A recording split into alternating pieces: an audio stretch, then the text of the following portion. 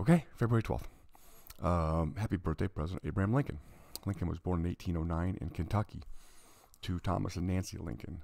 When Abe was about 9 years old, his mother died of milk sickness. So the father, a little over a year later, remarried Sarah, and his second wife. And so Abraham Lincoln had an older sister, Sarah, and then his stepmother's name was Sarah, or some people called her Sally.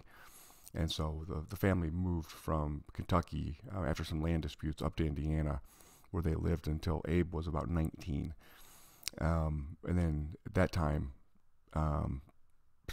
he was pretty distraught because his sister died giving birth. And then they moved then from there over to Illinois. Um, Lincoln kind of was estranged from his father. His father wasn't educated. His father was a hardworking man, but just didn't have the ambition to go farther. But so Lincoln eventually moved out of New Salem, Illinois, ended up in Springfield, practiced law, and then served 4 terms in the Illinois House of Representatives.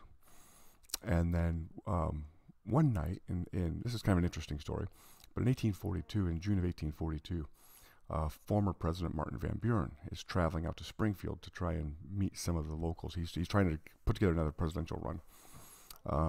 His carriage gets stuck. He ends up in this Rochester, Illinois, and so the town leaders go out and get him and bring him to the towns because he can't just be stuck out there. And so eventually they find Abraham Lincoln because they want some sort of an entertainment. And Abraham Lincoln was known to be kind of just a great storyteller, and so he could entertain people.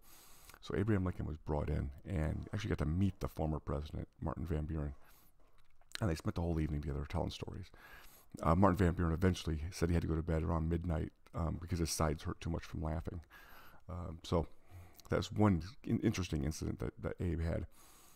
Eventually, he did serve 1 term in the U.S. House of Representatives, elected in 1846, so he served from 47 to 49. And his term was pretty unremarkable, but the one thing that did happen during his term was in 1848, former President John Quincy Adams died in the Capitol building.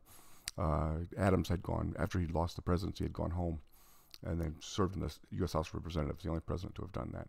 And so Abraham Lincoln was in Congress at the time that John Quincy Adams died. So that's what I have for you today. Happy birthday, President Abraham Lincoln.